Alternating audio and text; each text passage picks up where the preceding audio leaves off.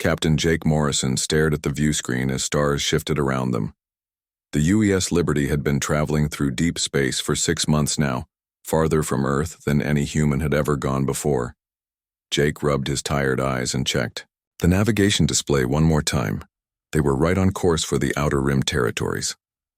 "Captain, we're picking up something unusual," called out Communications Officer Amy Foster from her station. Her voice carried excitement mixed with worry. "Multiple ships ahead, but they're not human designs." Jake straightened in his command chair. This was the moment they had all been waiting for and dreading at the same time. First contact with alien life. "Put it on screen, Amy." The view screen flickered and showed 3 strange vessels moving in formation. They looked like giant beetles made of metal, with curved hulls that gleamed green and gold in the starlight. Each ship was about the same size as the Liberty, but their design was completely different from anything humans had ever built. "Are they scanning us?" Jake asked. "Yes, sir," replied Lieutenant Tony Brooks from the engineering station. "Passive, scans only. Nothing that feels hostile." Commander Lisa Parker, Jake's second-in-command, stepped up beside his chair. "Orders, Captain?" Jake took a deep breath. Everything they had trained for over the past 3 years came down to this moment. "Open a channel, Amy. Let's say hello." Amy's fingers danced across her control panel. "Channel open, sir. This is Captain Jake Morrison of the United Earth ship Liberty. We come in peace and wish to establish friendly contact with your people." For several long seconds, nothing happened. Then the view screen crackled with static before clearing to show an alien face. It looked insect-like, with large compound eyes and mandibles that clicked when it spoke. The translation system kicked in, converting the alien's clicking sounds into English. "Greetings, creatures of the vessel Liberty. I am Hive Speaker Clixth of the Zephyrian Collective. Your presence in our space is unexpected, but not unwelcome. We too seek peaceful contact." Jake felt relief wash over him. "Thank you, Hive Speaker Clixth. We are explorers from the planet Earth. This is humanity's first journey to this part of space." "Humanity," Clixth repeated, as if testing the word. "You appear to be bipedal mammals, most interesting. We have not encountered your species before." Dr. Ryan Cooper, the ship's xenobiologist, leaned forward from his science station. "Captain requests permission to begin cultural exchange protocols." Jake nodded. "Hive Speaker, we would be honored to learn about your people and share information about ours. Dr. Cooper here specializes in the study of different life forms." Clixth's mandibles clicked in what the translation system indicated was approval. "This would be beneficial. However, we must first ensure that your intentions match your words. We have protocols for new species." "Of course," Jake replied. "We understand the need for caution. Follow our vessels to escort Station Gamma 7. There you will meet with other members of the collective leadership. But first, we must ask about your ship's configuration. Our sensors detect unusual structural capabilities." Lisa shot Jake a questioning look. They both knew what Clixth was referring to. The Liberty was humanity's most advanced ship, built with adaptive technology that allowed it to reconfigure its hull for different missions. The ship could transform from its standard cruiser design into a humanoid shape for complex operations, like construction or delicate repairs. "Our ship has transformation capabilities," Jake explained carefully. "It's designed to adapt to different mission requirements. The technology helps us solve problems more effectively." There was a pause before Clixth responded. "Transformation capabilities, this is concerning. We will need to understand more about this before proceeding." Jake noticed the change in the alien's tone but decided not to push the issue. "We're happy to explain our technology. Transparency is important for building trust." "Indeed, follow us to the station. Do not deviate from the prescribed course." The transmission ended, and the alien ships began moving in a new direction. Tony quickly adjusted their course to match. "That went better than expected," Amy said, turning from her station. Lisa wasn't as optimistic. "Did you notice how he reacted when you mentioned the ship's transformation ability? Something about that bothered him." Dr. Cooper nodded in agreement. The translation system picked up stress markers in his speech patterns when that topic came up. We should be careful about demonstrating those capabilities until we understand their concerns better. Jake watched the alien escort ships on the view screen. Good point, Ryan. We'll keep the ship in standard configuration for now. Amy, send a message to Earth. Let them know we've made first contact and that initial talks are proceeding peacefully. Yes, sir, Amy replied, already working on the transmission. The journey to the alien station took 4 hours. During that time, the crew of the Liberty prepared for what would be humanity's most important diplomatic mission. Dr. Rachel Stone, their cultural specialist, worked with Ryan to compile basic information about human civilization that would be safe to share. Remember, Rachel told the senior staff during a briefing, we know nothing about their history or cultural taboos. What seems harmless to us might be deeply offensive to them. Keep all interactions simple and respectful. Security Chief Ben Hayes checked the ship's defensive systems, not out of paranoia but as a standard precaution. Everything looks normal, Captain. No signs of weapons targeting us from the escort ships. Pilot Alex Turner maintained perfect formation with the alien vessels while navigator Chloe Davis mapped their route through this new region of space. Their navigation is impressive, Chloe reported. Very precise movements, almost like they're following predetermined paths. As they approached the station, Jake felt the weight of responsibility on his shoulders. He wasn't just representing himself or his crew anymore. He was representing all of humanity to an alien civilization for the first time in history. The station came into view, and it was magnificent. It looked like a massive flower made of metal and crystal, with petals that spun slowly in space. Lights flickered along its surface in patterns that seemed almost like alien writing. Incoming transmission, Amy announced. Clicks appeared on screen again. Captain Morrison, you will dock at Bay 7. A delegation will meet you there. Please bring no more than 5 of your crew members. Understood, Jake replied. We look forward to meeting with your people. As the Liberty moved toward the docking bay, Jake selected his team. Lisa would come as his second in command. Ryan, for his scientific expertise, Rachel for cultural guidance, and Amy to handle communications. It was a small group, but Jake hoped it would show their peaceful intentions. Little did he know that the Zephyrians were already debating among themselves about humanity's ship and its strange transformation abilities. Ancient fears were stirring. In the collective's memory, fears of shape-shifting enemies from their distant past. What the humans saw as helpful technology, the aliens were beginning to view as a potential threat. The docking clamps engaged with a soft thud, and Jake stood, up from his command chair. Ben, you have the bridge. Keep the ship ready, but maintain peaceful posture. Understood, Captain. Good luck down there. As Jake and his team prepared to step onto an alien station for the first time, none of them realized that humanity's greatest diplomatic challenge was just beginning. Jake Morrison stepped through the airlock onto the alien station, followed closely by his team. The corridor they entered was unlike anything they had ever seen.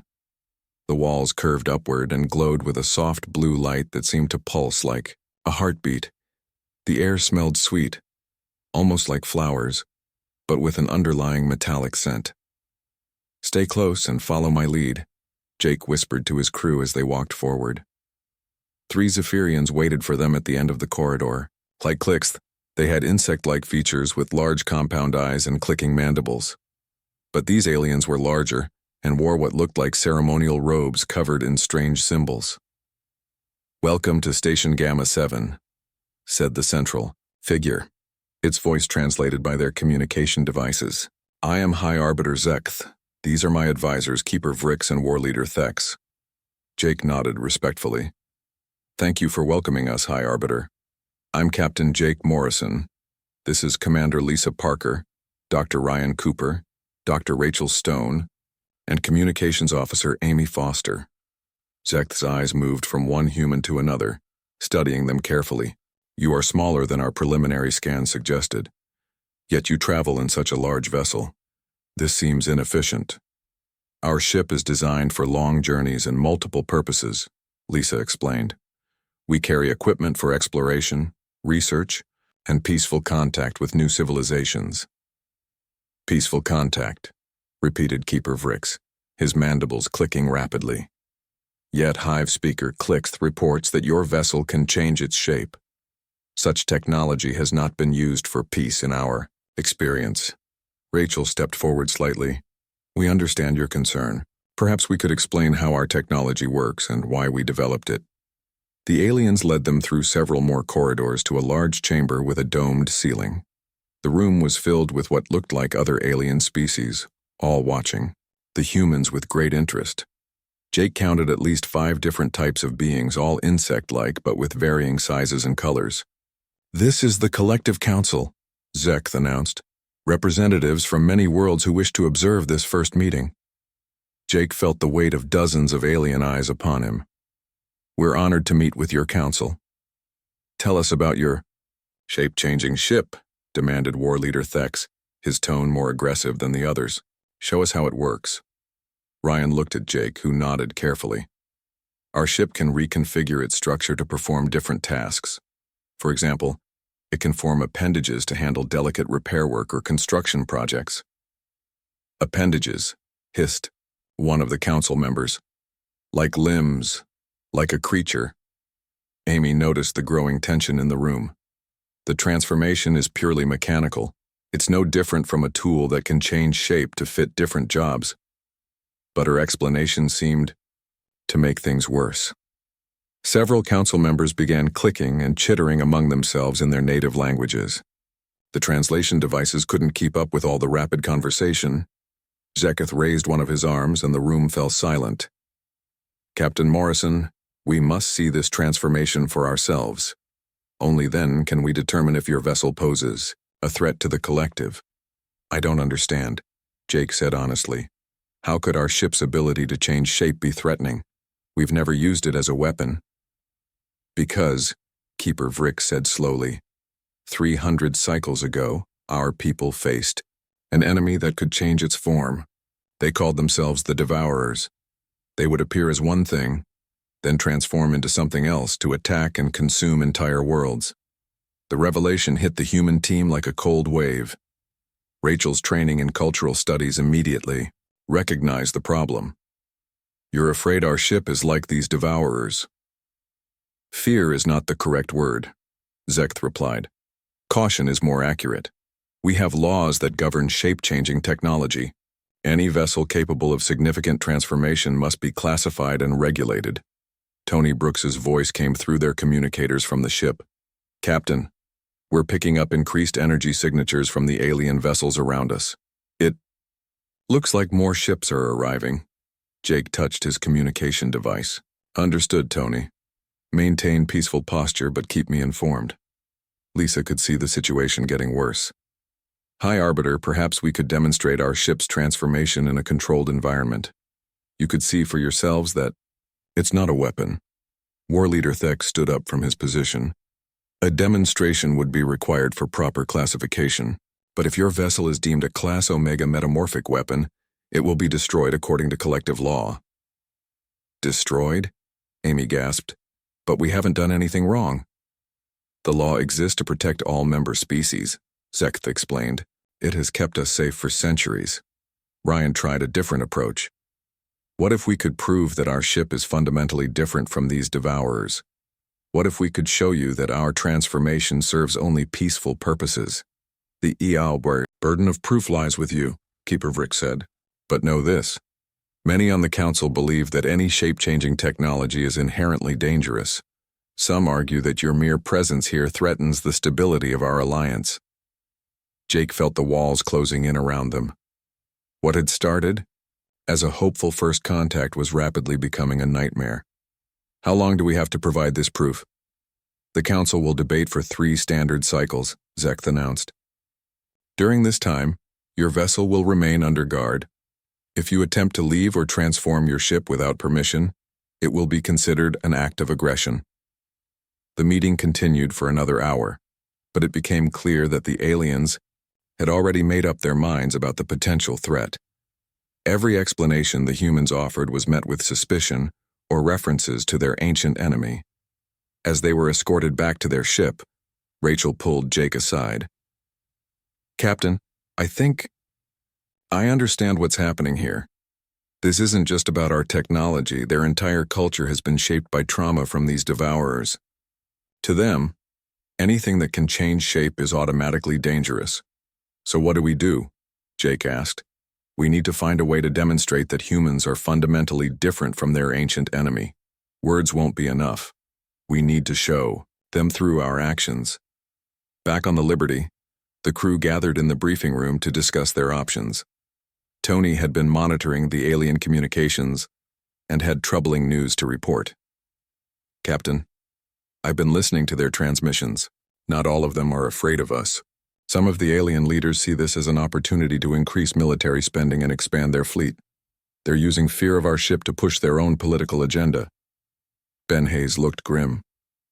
So even if we prove we're peaceful, some of them want to keep the threat level high for their own benefit.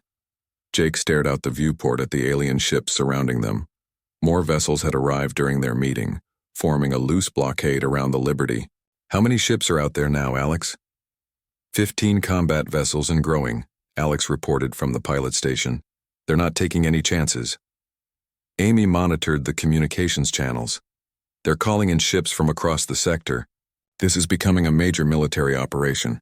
Chloe checked their navigation options. If we tried to run, we might make it to the outer system, but they'd catch us eventually. And running would just confirm their suspicions about us. Jake made his decision. We stay and fight this diplomatically, but we need to be ready for anything. Tony, is there any way we can demonstrate the ship's transformation without looking threatening? Maybe, Tony said thoughtfully. If we had a genuine emergency where we needed to use the ship's abilities to help someone instead of hurt them. Let's hope we get that chance, Jake said. Because right now, it might be our only way out of this mess.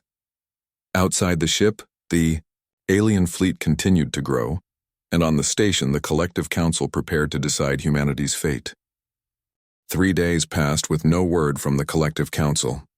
Jake Morrison watched from the bridge as more alien ships arrived each hour. What had started as a small escort had grown into a massive fleet of over 30 vessels, all pointing their weapons at the Liberty. Captain, we're getting reports from the crew about stress-related symptoms, Dr. Kate Wilson said as she entered the bridge. People are having trouble sleeping. Some are getting headaches from the tension. Jake nodded, grimly. Do what you can for them, Kate. We all need to stay sharp. Ben Hayes looked up from his security station. The alien ships have been running constant scans on us. They're mapping every inch of our hull. I think they're looking for weak points. Or, they're trying to understand how our transformation system works, Tony Brooks added from engineering. I've been monitoring their scans. They're particularly interested in our structural joint systems. Amy Foster turned from her communications post.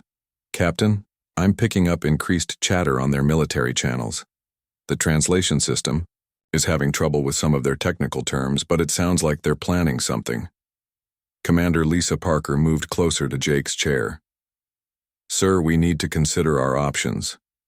This standoff can't continue forever. Before Jake could respond, Sam Rodriguez came running onto the bridge from the intelligence station. Captain, you need to hear this. I've been breaking down their encrypted communications. What did you find? Jake asked. Sam activated the main screen, showing translated text scrolling past. Some of the collective leaders are using our presence to push for military expansion. They're telling their people that if one shape-shifting ship can appear, more might follow. They want to build a bigger fleet to defend against this new threat. So they're using fear of us to get more power, Lisa said angrily. Exactly. And here's the worst part. Some of them don't want to find a peaceful solution. A bigger external threat means more resources and authority for the military leaders. Jake felt his stomach sink.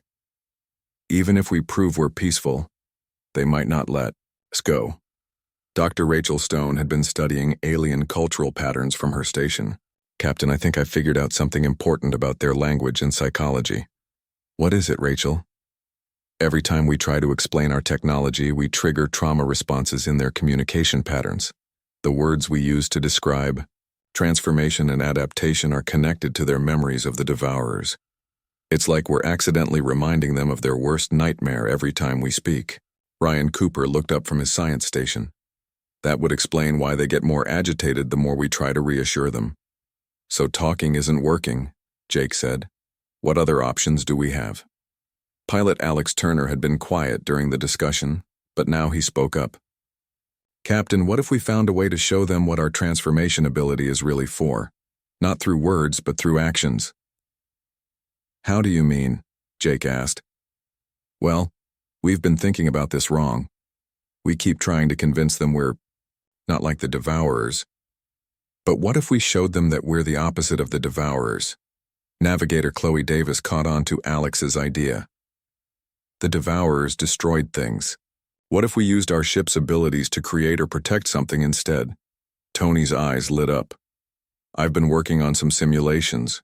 If we had the right situation, we could demonstrate our transformation system in a completely non-threatening way. Like what?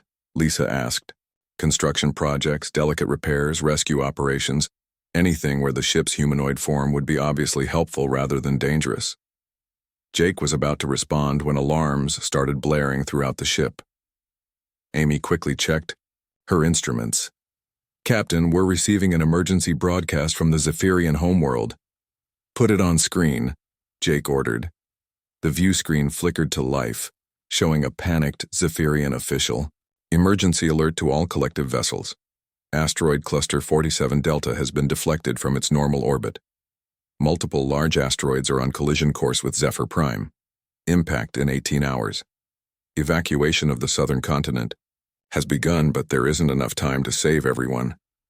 The transmission ended, and the bridge fell silent. Chloe was the first to speak.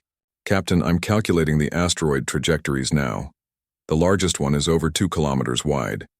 If it hits Zephyr Prime, millions will die. Ryan finished quietly. Jake stood up from his chair, his mind racing. This was exactly the kind of situation Alex had been talking about. Tony, could our ship's transformation system help deflect those asteroids? Tony was already running calculations. Maybe. In humanoid configuration, we could use the ship's manipulator arms to push the asteroids off course. But it would require incredible precision. We'd have to transform the ship completely and get very close to the asteroids. How close? Ben asked, concerned about the risks. Close enough that the collective fleet would have a perfect view of everything we're doing, Tony replied. Lisa understood immediately. This could be our chance to prove ourselves. If we save their homeworld, they'll have to see that our technology is meant to protect, not destroy. Amy was monitoring the alien communications. Captain, the collective fleet is mobilizing to attempt a deflection, but their ships aren't designed for this kind of work. Their energy weapons might break the asteroids apart, but that could create an even worse problem with smaller fragments. Looked at his intelligence data. The military leaders are arguing about the best approach. Some want to try a nuclear bombardment, others want to use tractor beams. But none of their solutions look promising. Jake made his decision. Amy, open a channel to High Arbiter Zekth. Channel open, Captain. High Arbiter, this is Captain Morrison. We've heard about the emergency on Zephyr Prime. Our ship's transformation capabilities make it uniquely suited for this kind of precision work. We request permission to assist. There was a long pause before Zekth responded. Captain Morrison, you would risk your vessel and crew to help our people? Yes. That's what our technology is designed for. To help others when they need it most. Another pause, then Zekth spoke again. The Council is divided on this matter. Some believe this could be a trick. Others point out that we have little choice. War Leader Thex's voice cut into the transmission. This could be an elaborate deception. The moment their ship transforms, it becomes a weapon capable of destroying our fleet. But Keeper Vrix disagreed. If they wanted to attack us, they could have done so already. And if they fail to stop the asteroids, millions of our people will die. Jake waited as the alien leaders debated. Through the view screen, he could see the collective ships moving into formation, preparing for their own desperate attempt to save their homeworld. Finally, Zekth spoke again. Captain Morrison, you have permission to attempt the deflection, but understand that our entire fleet will be watching. Any aggressive move toward our ships will result in your immediate destruction. Understood, High Arbiter. We won't let you down. As the channel closed, Jake turned to his crew. You heard the man. Tony, begin transformation sequences. Alex, plot a course for the asteroid field. Everyone else prepare for the most important mission of our lives. The Liberty began to change shape as 30 alien warships watched, their weapons trained on the transforming human vessel. In 18 hours, they would either be heroes who saved an alien world, or they would be space debris floating among the asteroids they had failed to stop. The Liberty moved through space toward the asteroid field, its hull shifting and changing as Tony Brooks worked the transformation controls. Metal plates slid apart and reformed into new shapes. What had been a sleek starship was becoming something that looked almost human, a giant person made of metal and machinery. Transformation at 60%, Tony reported, sweat beading on his forehead. Arms extending now. Jake Morrison watched the process on the main screen while keeping one eye on the alien fleet following them. 30 warships maintained their weapons lock on the Liberty, ready to fire if the humans made any threatening moves. How are we looking, Alex? Jake asked. Pilot Alex Turner checked his navigation displays. 14 hours until asteroid impact. We're making good time to the intercept point. Dr. Kate Wilson moved between crew stations, checking on everyone's stress levels. The transformation process was hard on both the ship and its crew. Everyone's holding up well, Captain. A few cases of motion sickness from the hull changes, but nothing serious. Navigator Chloe Davis studied the asteroid trajectories on her screen. Captain, the largest asteroid is bigger than we thought. It's almost 3 kilometers across. Even with our transformation capabilities, moving something that massive won't be easy. We'll make it work, Jake said with more confidence than he felt. Amy Foster monitored the communications from both the alien fleet and Zephyr Prime. Captain, they're evacuating cities on the southern continent. The news reports say over 50 million people are in the impact zone. The weight of responsibility hit every person on the bridge. If they failed, millions would die. Transformation. Complete, Tony announced. All systems showing green. We're now in full humanoid configuration. Through the view screen, Jake could see the Liberty's new form reflected in the hull of a nearby alien ship. The transformed vessel looked like a giant metal person floating in space, complete with arms, legs, and a head-like command section. It was both beautiful and terrifying. Incoming transmission from High Arbiter Zeketh, Amy reported. Put him on screen. The alien leader appeared, his compound eyes wide with what looked like fear and fascination. Captain Morrison, your vessel is remarkable. It truly does resemble a living being. The form follows function, Jake explained. The humanoid shape gives us the finest control for delicate operations. We are watching closely, Zeketh replied. Keeper Vrix wishes me to tell you that some of our historians are noting differences between your transformation and descriptions of the ancient devourers. That was encouraging news, but Jake didn't have time to dwell on it. Alex, how long until we reach the asteroids? 2 hours, Captain. Those 2 hours felt like days. The crew worked constantly to prepare for the most difficult operation any of them had ever attempted. Ryan Cooper studied the asteroid composition, while Ben Hayes coordinated with Tony to optimize the ship's manipulator systems. Dr. Rachel Stone continued monitoring alien communications. Captain, I'm picking up interesting changes in their language. Patterns. The trauma responses are decreasing. Seeing our ship transform for a rescue mission instead of combat is changing how they talk about us. That's good news, Lisa Parker said from her position next to Jake's chair. But we still need to actually save their planet. When they finally reached the asteroid field, the sight took everyone's breath away. Massive rocks tumbled through space, some as large as mountains. The biggest one, their primary target, looked like a small moon drifting toward the alien homeworld. Beginning approach to primary asteroid, Alex reported. All alien ships maintaining safe distance as requested. Tony activated the ship's massive manipulator arms.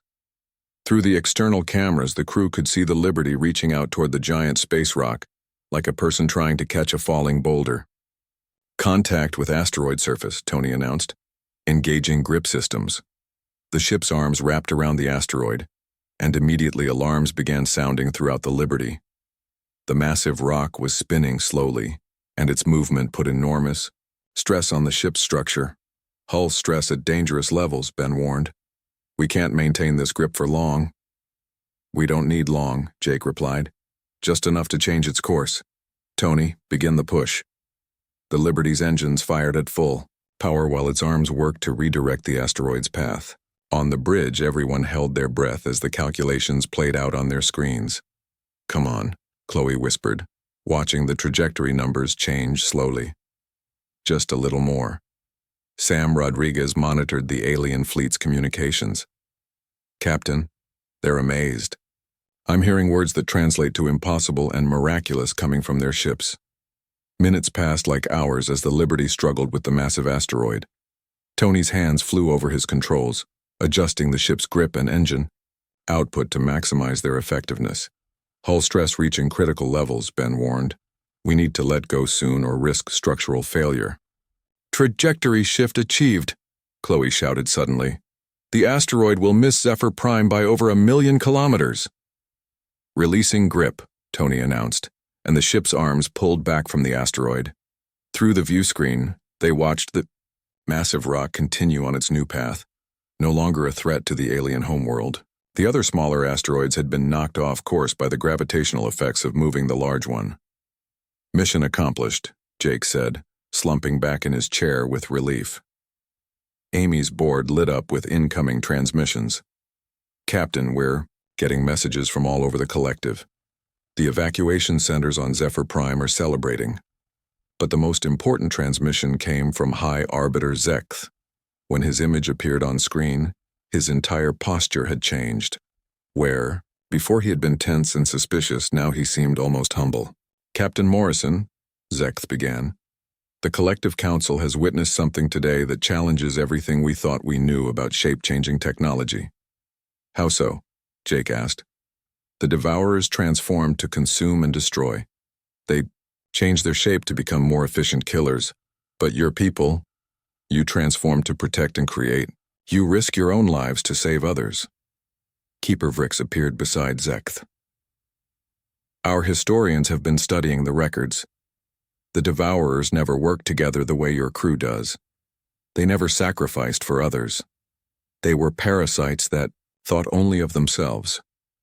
But humans," War Leader Thex added, surprising everyone by appearing in the transmission, "humans transform not to become predators, but to become protectors." Jake felt a wave of relief wash over him.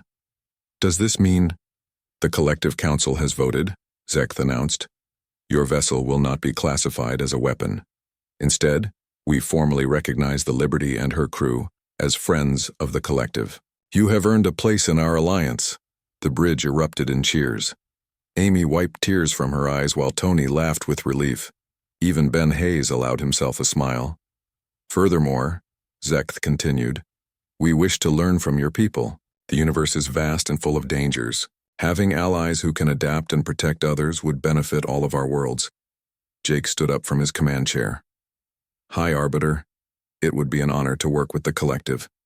We came here hoping to make friends. And that's exactly what we've done." As the Liberty began transforming back to its standard configuration, Jake looked around at his crew. They had risked everything to save people they barely knew, and in doing so had proven that humanity's greatest strength wasn't their technology, but their willingness to use it for others. Dr. Kate Wilson made the final log entry for their mission. "Sometimes the best way to show who you are isn't through words, but through actions. Today we showed an entire alien civilization that humans can be trusted. Not because we promised to be peaceful, but because we proved it when it mattered most." The journey home to Earth would take months, but they were no longer traveling alone. 3 Zephyrian ships had volunteered to accompany them, beginning humanity's first real alliance with an alien civilization. The stars no longer seemed quite so empty.